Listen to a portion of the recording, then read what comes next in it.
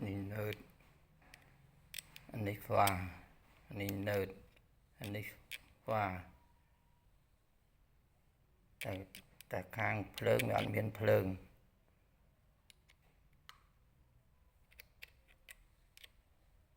ចឹងគឺមានការជួសជុលមើលវាចឹងគឺវាដាច់ភ្លើងមកពីបាតការ៉ូវាអត់មានភ្លើងទេចឹងទេមានចាប់ដើមធ្វើការជួសជុល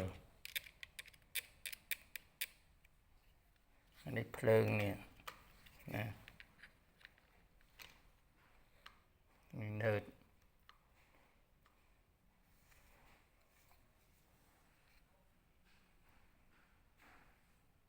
ចឹងទេមានតែប៉ុណ្្នឹងទេ